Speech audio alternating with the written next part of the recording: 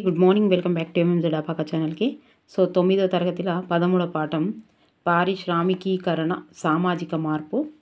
So first time ఎవరైతే చూస్తున్నారో వాళ్ళు ఒక 9th క్లాస్ కొన్ని లెసన్స్ ఉండిపోయాయండి. 6th, 7th, 8th and 10th and 9th 12 lessons. ఒక్కొక్క లెసన్కి ఒక్కొక్క వీడియో. ఆ వీడియోలో 50 నుంచి 100 క్వశ్చన్స్ ఉన్నాయి ఒక్కొక్క లెసన్కి. అంతే, ఫస్ట్ టైం చూస్తున్న వారికి తెలియదని చెప్తున్నాను. ఓకే, అలా మొత్తం 6th class lessons, 7th class lessons, 8th class lessons, 9th class lessons, 10th class మొత్తం అయిపోయినాయి. ఈ 9th క్లాస్లో కొన్ని ఉన్నాయి అంతే. ఓకే, తర్వాత సైకాలజీ ఉన్నాయి అండ్ ట్రిక్స్ కూడా చాలా మంచి రెస్పాండ్ వస్తుంది. ట్రిక్స్తో కొన్ని చేశాను, అవి కూడా చూడండి. తెలుగు సైకాలజీ అండ్ తెలుగు వచ్చేసి 3rd క్లాస్ నుంచి 10th వరకు ఉన్నాయండి. క్లాస్ వైజ్గా ప్రాక్టీస్ బిట్స్ ఉన్నాయి. అవి కూడా టోటల్గా మొత్తం ఒక్కొక్క వీడియో ఒక్కొక్కటి ఉంది. ఒకసారి చూడండి, నచ్చితే లైక్ చేయండి. ఓకే, 1780 నుంచి 1850ల కాలం నాటికి బ్రిటన్లో ఆర్థిక వ్యవస్థ పరిశ్రమలు పూర్తిగా మారిపోయాయి. ఈ దశను మొదటి పారిశ్రామిక విప్లవం అంటారు. ఎప్పుడు 1780 నుంచి 1850 వరకు. ఓకేనా? ఇట్లా ఫ్రాన్స్లోని జార్జెస్ మిషెలెట్, జర్మనీలోని ఫ్రెడరిక్ ఎంగెల్స్ వంటి ఐరోపా పండితులు పారిశ్రామిక విప్లవం అన్న పదాన్ని ఉపయోగించారు. ఎవరు ఈ ఫెడరిక్? వీళ్ళు జార్జెస్ లేట్. ఓకే, ఫెడరిక్ పారిశ్రామిక, గుర్తుపెట్టుకోండి. ఫెడరిక్ పారిశ్రామిక. తర్వాత మిల్లెట్ గుర్తుపెట్టుకోరు, ఏదో ఒకటి. 1760 నుండి 1820 మధ్య బ్రిటిష్ పారిశ్రామిక అభివృద్ధిని సూచించడానికి మొట్టమొదటిసారి ఇంగ్లీష్లో ఆ పదాన్ని ఆర్థికవేత్త అయిన ఆర్నాల్డ్ టైన్ని ఉపయోగించాడు. ఈ విప్లవం బ్రిటన్పై విస్తృత ప్రభావాన్ని చూపింది. ఆ తర్వాత ఇటువంటి విప్లవాలు ఐరోపా దేశాల్లో, యుఎస్లో చోటు చేసుకున్నాయి. చిన్నగానే ఉంది లెసన్, తొందరగా వేసుకుందాం. ఆధునిక పారిశ్రామికీకరణ చవిచూసిన మొట్టమొదటి దేశం బ్రిటన్. పారిశ్రామికీకరణను ఆధునిక బ్రిటన్ చూసింది. ఓకే, తొందరగా వేసుకుని, టైం తక్కువ ఉంది కాబట్టి. ఓకే, బ్రిటన్ 17వ శతాబ్దం నుండి రాజకీయంగా స్థిరంగా ఉంది. ఇంగ్లాండ్, వేల్స్ మరియు స్కాట్లాండ్ రాచరికంతో ఐక్యపరచబడ్డాయి. దీనికి అర్థం ఆ రాజ్యంలో సాధారణ చట్టాలు, పన్నులు మరియు ఒక్కటే కరెన్సీలు ఉండేవి. 17వ శతాబ్దం చివరి నాటికి వినిమయ మాధ్యమంగా డబ్బు విస్తృతంగా ఉపయోగించబడింది. 17వ శతాబ్దం చివరి నాటికి బ్రిటన్ పార్లమెంటరీ ప్రభుత్వాన్ని కలిగి ఉంది. ఇది వాణిజ్యం మరియు పారిశ్రామిక తరగతులకు అనుకూలమైనది. ఇది ఇంగ్లాండ్లో వాణిజ్యం మరియు పరిశ్రమల అభివృద్ధిని దోహదపడింది. 1600 మరియు 1800 మధ్య ఇంగ్లాండ్లో వ్యవసాయ విప్లవం మొదలైంది. ఈ కాలంలో పెద్ద భూస్వాములు చిన్న రైతుల నుండి పొలాలను స్వాధీనం చేసుకోవడం ద్వారా గ్రామాల్లోని ఉమ్మడి భూములను పెద్ద కమతాలుగా మార్చడం, తద్వారా పెద్ద వ్యవసాయ క్షేత్రాలను సృష్టించి ఆహార ఉత్పత్తిని పెంచారు. దీనివలన భూమి లేని రైతులు జంతువులను మేపడం, చదువుకున్న వారు ఉద్యోగం కొరకు ఇతర ప్రాంతాలను వలస వెళ్ళి వచ్చింది. 1750 మరియు 1800 మధ్య కనీస 11 బ్రిటిష్ పట్టణాల జనాభా రెట్టింపు అయింది. వాటిలో అతి పెద్దది లండన్. ఈ కాలంలో లండన్లో దేశీయ మార్కెట్లకు కేంద్రంగా పనిచేస్తోంది. ఐరోపా, ఆఫ్రికా, అమెరికా మరియు భారతదేశాల మధ్య అంతర్జాతీయ వాణిజ్యానికి కేంద్రంగా లండన్ మారింది. 1694లో స్థాపించబడిన బ్యాంక్ ఆఫ్ ఇంగ్లాండ్ దేశం యొక్క ఆర్థిక వ్యవస్థ కేంద్రంగా మారింది. 1784 సంవత్సరం నాటికి ఇంగ్లాండ్లో 100 ప్రావిన్షియల్ బ్యాంకులు ఉన్నాయి. ఎన్ని? 100. ఎప్పుడు? 1784. ఆ తర్వాత 10 సంవత్సరాలలో వాటి సంఖ్య 3 రెట్లుగా పెరిగింది. మీకు ఈ పాయింట్ చదవాలనిపించకపోయినా ఈ ప్రాక్టీస్ బిట్స్ మాత్రం చేయండి. ఓకే, లెసన్ చదివి ప్రాక్టీస్ బిట్స్ చేయండి, ఇవి చేయండి. దీన్ని చేయడం వల్ల మీకు రివిజన్లో చాలా ఉపయోగపడతాయి. అండ్ మంచి మంచి కామెంట్స్ రాస్తున్నారు, చాలా ఉపయోగపడుతున్నాయి మేడం. మీ వల్ల కూడా బుక్స్ అన్ని చదువుకున్నానని చాలామంది రాస్తారు. సో థ్యాంక్ యూ అండి. కామెంట్స్ రాస్తున్న ప్రతి ఒక్కరికి పేరు పేరున లైక్ చేస్తున్న ప్రతి ఒక్కరికి అండ్ సబ్స్క్రైబ్ చేస్తున్న ప్రతి ఒక్కరికి మేము నా మనస్ఫూర్తిగా ధన్యవాదాలు తెలియజేసుకుంటున్నా.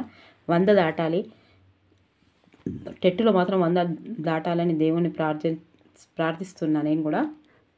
ఇంకా మీరు కూడా కష్టపడండి. 1820 నాటికి 600 కంటే ఎక్కువ బ్యాంకులు సంస్థానాలలో ఉండగా లండన్లో 100 బ్యాంకులు వరకు ఉండేవి. 18వ శతాబ్దం మధ్య నాటికి బ్రిటన్ ఉత్తర అమెరికాలో విస్తృతమైన వలన ప్రాంతాలను కలిగి ఉంది. భారతదేశంలో అధిక భాగాలపై ఆధిపత్యాన్ని పొందింది. ఈ కాలంలో బ్రిటన్లో బ్యాంకింగ్ సంస్థల పెరుగుదల ద్వారా పెట్టుబడిదారులు పెట్టుబడి సమకూర్చబడినది. బ్యాంకింగ్ సంస్థల పెరుగుదల వ్యవసాయం విప్లవం వలన పట్టణాలను వలస రాయడం వలన కార్మికుల లభ్యత, చిన్న రైతుల వ్యవసాయం పని చేయడం వలన ఉత్పత్తులను విక్రయించడానికి కావలసిన పెద్ద మార్కెట్, సాంకేతిక పరిజ్ఞానం మొదలైంది. పారిశ్రామీకరణకు అనుకూల పరిస్థితులు. పారిశ్రామీకరణలో ఇనుము మరియు ఉక్కు కీలక పాత్ర పోషిస్తాయి. బొగ్గు శక్తిని ఉత్పత్తి చేయడానికి మాత్రమే కాక ఉక్కును తయారు చేయడం కొరకు అవసరము. బొగ్గు ఉక్కు. ఇంగ్లాండ్లో బొగ్గు, ఇనుప ఖనిజాలతో పాటు రాగి, తరగం వంటి టీన్ వంటి ఖనిజాలు సమృద్ధిగా ఉన్నాయి. ఎక్కడ? ఇంగ్లాండ్లో. ఏది? ఖనిజాలతో పాటు రాగి. ఓకే, తరగం, టిన్. ఇనుమును స్పెల్టింగ్ అనే పిలిచే ఒక ప్రక్రియ ద్వారా ధాతువు నుండి స్వచ్ఛమైన ద్రవలోహం వలె సేకరించబడుతుంది. ఓకే, ఇండియాలో ఇనుప లోహాన్ని తయారు చేయడానికి బ్రిటిష్ వారు ప్రపంచంలో సాంప్రదాయ పద్ధతులను పాటించారు. భారతదేశంలో తయారైన ఇనుము లోహపు ఆ కాలపు అత్యుత్తమ నాణ్యత గల ఉక్కుగా ప్రసిద్ధి చెందింది. తర్వాత ఇనుప పనులలో అనుభవం కలిగిన కమ్మరి పనిచేసే ప్రప్షైర్కు చెందిన డర్బీలు ఉక్కు తయారీ సమస్యకు పరిష్కారంను కనుగొన్నారు. అబ్రహం డర్బీ బ్రిటన్ 50 సంవత్సరాల పాటు కృషి చేసి మిశ్రమ లోహ పరిశ్రమలో విప్లవం తెచ్చారు. 1709లో మొదటి అబ్రహం డర్బీ 16 కనుగొన్న బట్టి కొలిమితో మొదలైంది. కోక్ అనగా బొగ్గు నుంచి గంధకం, ఇతర కలుషితాలు తొలగించడం ఏర్పడింది. కోక్ అనగా బొగ్గు నుంచి గంధకం ఇతర కలుషితాలు తొలగించగా ఏర్పడేది కోక్ అంటే. ఓకే, ఇట్లివ్వచ్చు. కోకును ఉపయోగించే ఈ బట్టీలో అధిక ఉష్ణోగ్రతలు సాధించగలిగారు. ఈ ఆవిష్కరణ వలన కలప బొగ్గుపై బట్టీలు ఆధారపడడం తప్పిపోయింది. ఈ బట్టీల నుండి వచ్చిన ద్రవ ఇనుములతో మునుపటి కంటే పెద్ద నాణ్యమైన పోతలు పోయడం సాధ్యమైంది. రెండవ డర్బీ 1711-1768 నుండి ఇనుము నుండి తేలికగా విరిగిపోని దుక్క ఇనుమును తయారు చేశాడు. హెన్రీ కోర్ట్ కలబోత బట్టిని రోలింగ్ మిల్లుని కనుగొన్నాడు. సో కలబోత బట్టి ద్వారా కరిగిన ఇనుములోని కలుషితాలను తొలగించవచ్చు. సో రోలింగ్ మిల్లు ద్వారా శుద్ధి చేసిన ఇనుముని ఆవిరితో నడిచే యంత్రాలతో కడ్డీలుగా పోత పుయ్యవచ్చు. ఓకే, ఇక్కడ 1890 నుంచి 1880ల మధ్య బ్రిటిష్ ఇనుము పరిశ్రమ ఉత్పత్తి 4 రెట్లు పెరిగింది. 1820 1 టన్ను ముడి ఇనుము తయారు చేయడానికి 8 టన్నుల బొగ్గు అవసరమయ్యేది. 1850ల నాటికి ఇందుకు 2 టన్నుల బొగ్గు సరిపోయేది. 1848 నాటికి మిగిలిన ప్రపంచమంతా ఉత్పత్తి చేస్తున్న ఇనుము కంటే ఒక్క బ్రిటన్ ఎక్కువ ఉత్పత్తి చేసేది. 17వ శతాబ్దం నుంచి ఎంత ఖర్చు చేసి భారతదేశం నుంచి బెల్లే కొద్దీ నూలు బట్టలు ఇంగ్లాండ్ దిగుమతి చేసుకుంది. భారతదేశ భూభాగంపై తూర్పు ఇండియా కంపెనీ రాజకీయ నియంత్రణ సాధించడంతో భారతదేశం నుంచి బట్టలతో పాటు ముడి పత్తిని ఇంగ్లాండ్లో నూలుగా వడికి బట్ట తయారు చేసుకునేసాగారు. 1780 నుంచి వస్త్ర పరిశ్రమ అనేక విధాలుగా బ్రిటిషు పారిశ్రామికీకరణకు ప్రతీకగా నిలిచింది. ఆవిరి శక్తిని మొదటిసారి గని పరిశ్రమలో ఉపయోగించేవారు.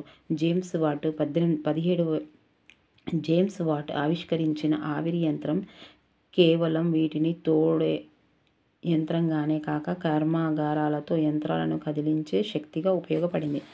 మాథ్యూ బౌల్టన్ సహాయంతో 1775లో బర్మింగ్హామ్లో సాహో ఫౌండరీని జేమ్స్ వాట్ స్థాపించారు.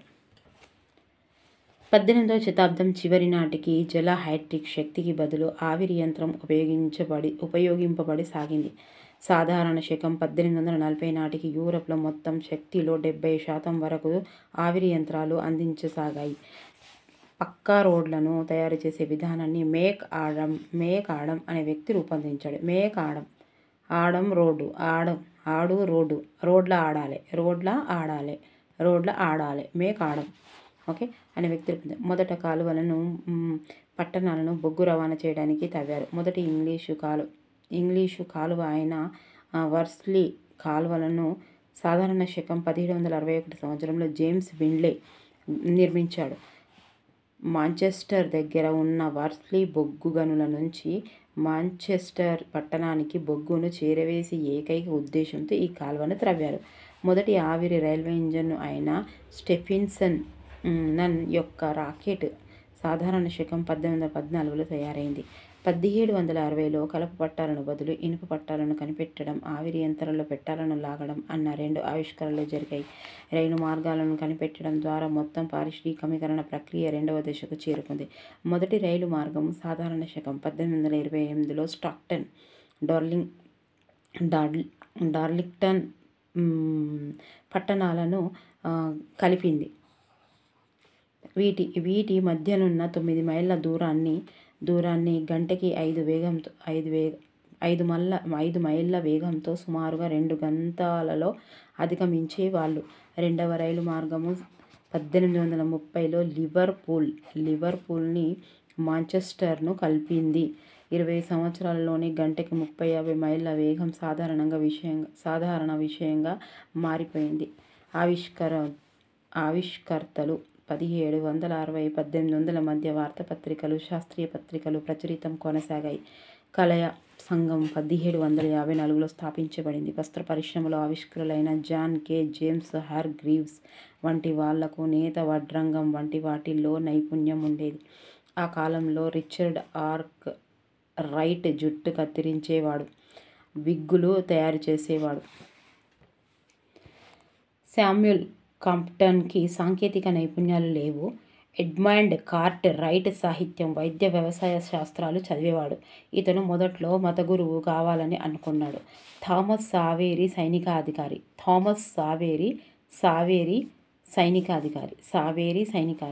థామస్ న్యూకోమెన్ కమ్మరి పనిచేసేవాడు. ఓకే, తర్వాత కోమెన్ కమ్మరి గుర్తుపెట్టుకోరు. కోమెన్ కమ్మరి.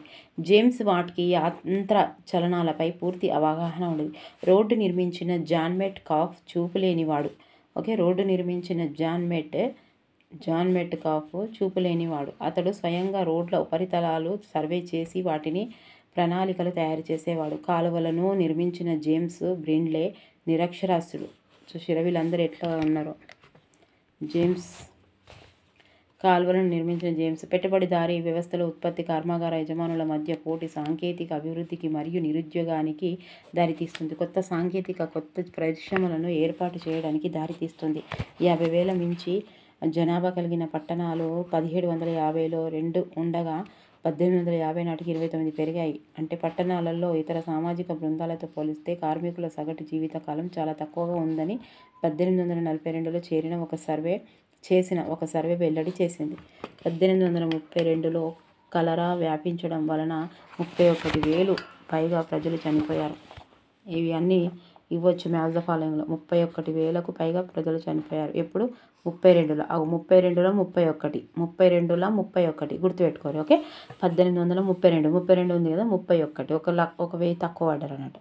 ఒకటి తక్కువ. ఓకే, సంవత్సరమే పెద్దది సంవత్సరం, వీళ్ళు తక్కువ, అన్ని గుర్తుపెట్టుకోరు. ఓకే, లాంకషైర్, యార్క్షైర్లలో నూలు వస్త్ర పరిశ్రమలో మహిళలను పెద్ద సంఖ్యలో పెట్టుకునేవాళ్ళు.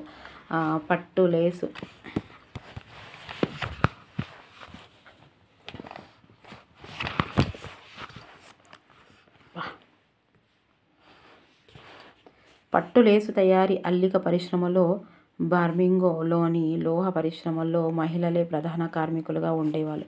1850లో గుండీల తయారీ కార్మికులలో ప్రతి మూడింట ఇద్దరు మహిళలు లేదా పిల్లలు ఉండేవాళ్ళు. ఒక పనికి వారానికి పురుషులకు 25 షిల్లింగులు, మహిళలకు షిల్లింగులు, పిల్లలకు 1 షిల్లింగు చెల్లించేవాళ్ళు. బ్రిటిష్ కర్మాగారాల రికార్డుల ప్రకారం కర్మాగారాల్లో దాదాపు సగం మంది 10 సంవత్సరాలలోపు, 28% మంది 14 సంవత్సరాలలోపు పిల్లలు ఉండేవారు. జర్మనీ, ఫ్రాన్స్లో పారిశ్రామికీకరణ 18వ శతాబ్దంలో మొదట ఇంగ్లాండులో మొదలైంది. జర్మనీ, ఫ్రాన్స్లలో 1850-1870ల నాటికి గానీ పారిశ్రామిక ఉత్పత్తి ప్రాధాన్యతను సంతరించుకోలేదు. 1830లలో రైల్వేలు మొదలు కావడంతో జర్మనీ, ఫ్రాన్స్ దేశాలలో పారిశ్రామికీకరణ ఊపందుకుంది. సాధారణ శకం 1850 నాటికి జర్మనీ రాష్ట్రాలలో ఇంగ్లాండుతో పోలిస్తే సగం, ఫ్రాన్స్తో పోలిస్తే రెట్టింపు రైలు మార్గాలు ఏర్పడ్డాయి. సైలీషియా, రైన్ ల్యాండ్, రూర్లోని బొగ్గు గనులతో, బోహిమియాలోని ఇనుప నిల్వలతో ప్రష్యాలో ఉక్కు పరిశ్రమ అభివృద్ధి చెందింది. 1810లో ఎస్సెన్లో ఆల్ఫ్రెడ్ క్రూప్ ఒక చిన్న ఇనుము భట్టీను ప్రారంభించాడు. 1870 నాటికి ఎస్సెన్లోని క్రూప్ కర్మాగారం వేలాది కార్మికులతో చాలా పెద్దదిగా మారింది. దీంతో క్రూప్ కుటుంబం అత్యంత సంపన్న కుటుంబంగా మారింది. ఈ కుటుంబం రైలు పెట్టెలో ఆయుధ తయారీ చేయసాగింది. 1866లో వెర్నర్ సిమెన్స్ విద్యుత్ డైనమోను కనుగొన్నాడు. దీని వలన జర్మనీలో విద్యుత్ పరిశ్రమలకు పునాది పడి ఈ రంగంలో ప్రపంచంలో జర్మనీ అగ్రస్థానంలో నిలబడింది. ఫ్రాన్స్ 1870లో ఫ్రాన్స్ ఓడిపోయి 1871లో సమైక్య జర్మనీ ఏర్పడడం వలన పారిశ్రామికీకరణ మరింత వేగం పుంజుకుంది.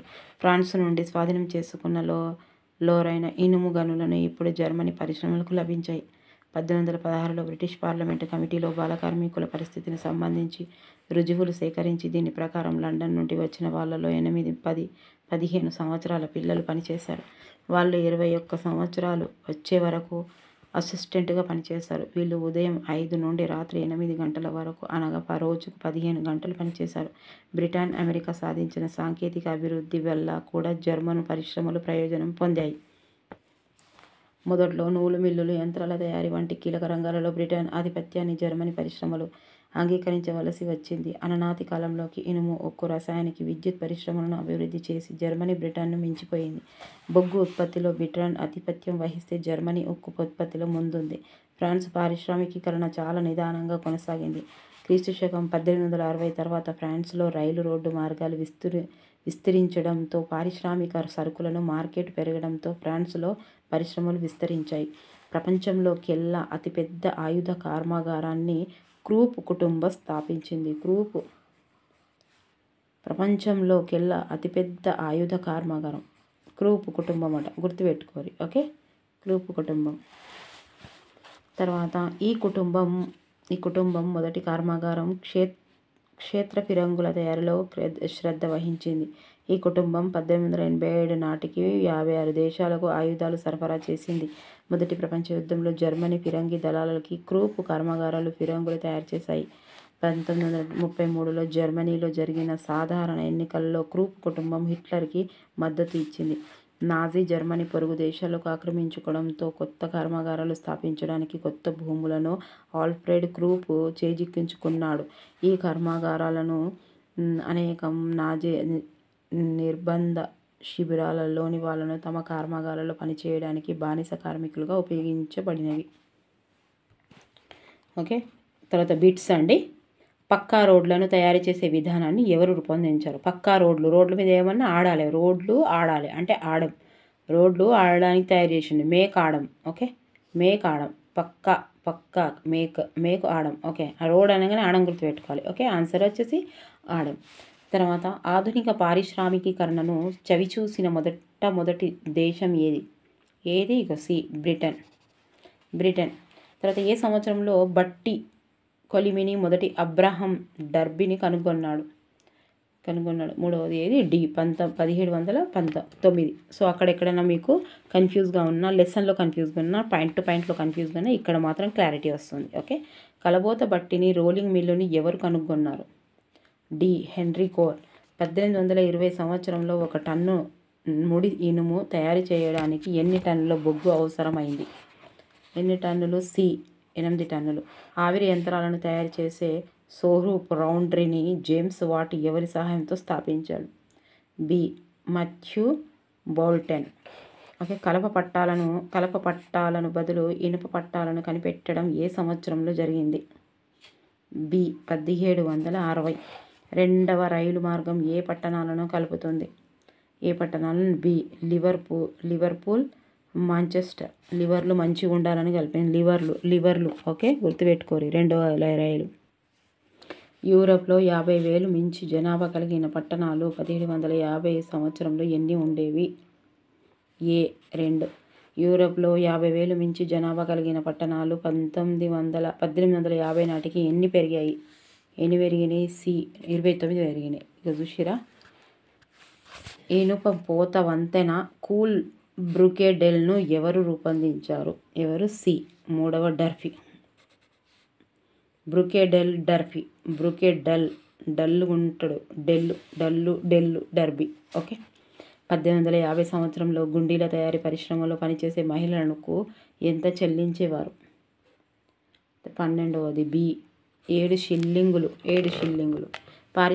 పారిశ్రామికీకరణ 18వ శతాబ్దంలో మొదట ఎక్కడ మొదలైంది? బి ఇంగ్లాండ్లో మొదలైంది. 1810 సంవత్సరంలో ఎక్సెస్లో ఒక చిన్న ఇనుమును బట్టీను ఎవరు ప్రారంభించారు? బి ఆల్ఫ్రెడ్ క్రూరపోళ్ళు అని గుర్తుపెట్టుకోరు. 1866 సంవత్సరంలో ఎవరు విద్యుత్ డైనమాను కనుగొన్నారు? 15వది. D Werner Siemens. 20వ శతాబ్దం ఆరంభంలో ఉక్కు ఉత్పత్తిలో అగ్రస్థానంలో ఉన్న దేశం ఏది? B Germany.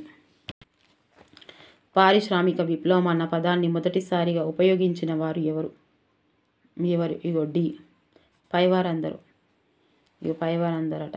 జార్జెస్ Michelet France, Friedrich Germany, Engels Germany. Okay, పారిశ్రామిక విప్లవం అన్న పదాన్ని మొదటిసారి ఇంగ్లీషులో ఉపయోగించిన వారు ఎవరు?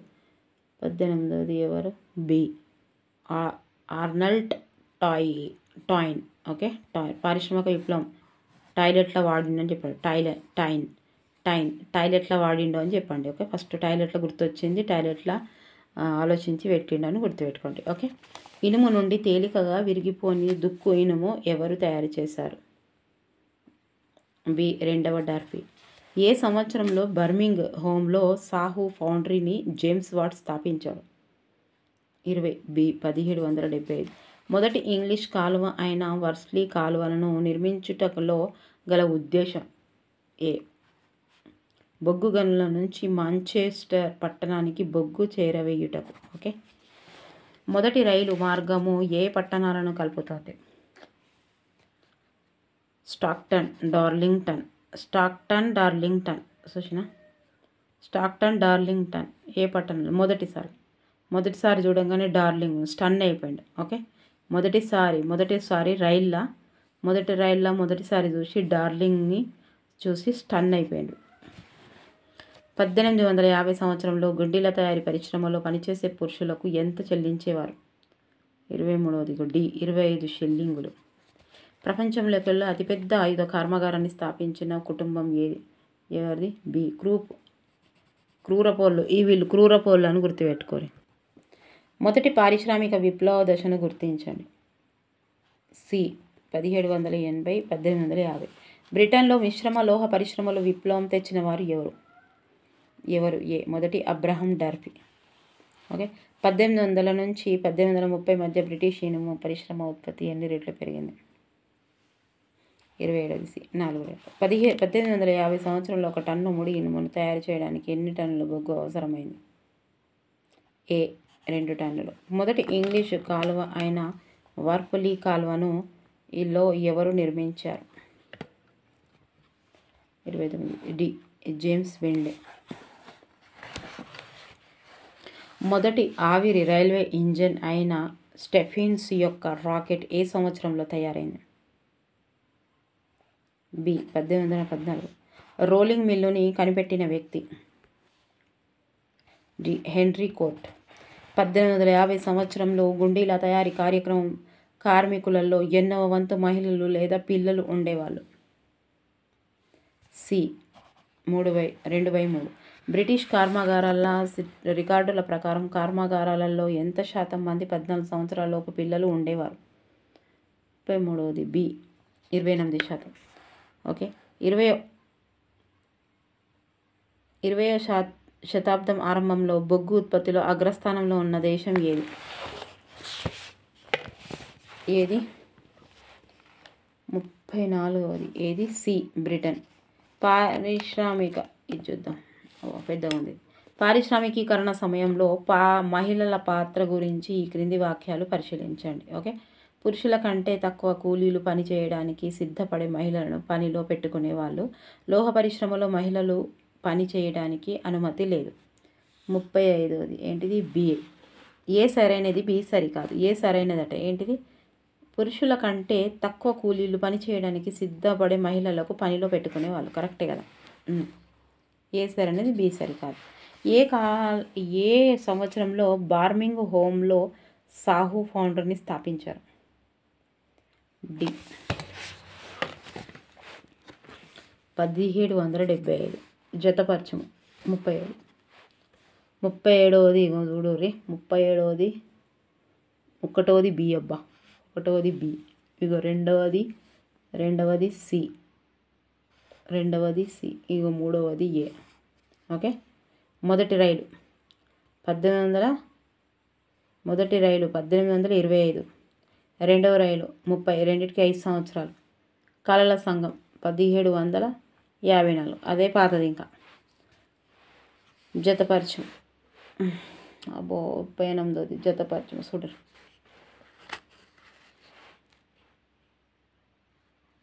ఇవి ఎట్లు ఇచ్చిండు, గిట్లు ఇచ్చిండు, ఆగమాగం ఇచ్చిండు ఇవి అన్నీ కదా. 1వది ఎట్లున్నదంటే చూడండి, జతపరచము చూడండి. 1వది ఎఫ్ అబ్బా. ఎఫ్ 1వది ఎఫ్. రిచర్డ్ ఆర్ట్ రైట్ 1వది ఏమిచ్చిండు? ఎఫ్ అని ఇచ్చిండు. ఎఫ్ అంటే జుట్టును కత్తిరించి విగ్గులు తయారు చేసారు. ఎవరు? Richard arc right. Okay. Arc right. రెండవది థామస్ సావేరి. రెండవది ఏంటిది? ఏ థామస్ సావేరి సైనికాధికారి. సైనికాధికారి ఇది గుర్తుంటుంది. సావేరి సైనికాధికారి. ఎడ్మండ్ కార్ట్ రైట్ మూడవది ఏంటిది? ఈ అట. ఈ అంటే చూద్దాం. Edmund cart right. ఏమన్నా వస్తాయా పోలికలు చూద్దాం. సాహిత్యం వైద్య వ్యవసాయ ప్రావీణ్యుడు. ఓకే. Card doctor. ఎడ్మండ్ ఉన్నాడు, డాక్టర్ ఉన్నాడు. రైట్ వ్యవసాయం. రైతు ఇగో కార్డ్ రైతు. వ్యవసాయం కూడా ఉన్నది. ఓకే. రైట్ అంటే రైతు, కార్డ్ అంటే డాక్టర్. ఓకే. ఏదో గుర్తుపెట్టుకోరు. ఏదో చిన్నగా ఇట్లా గుర్తుపెట్టుకుంటే తప్పకుండా గుర్తుంటుంది. థామస్ న్యూకెమెన్ ఏమో అన్న కదా. మెన్ అంటే అప్పుడు ఏమన్నా. 4వది సి.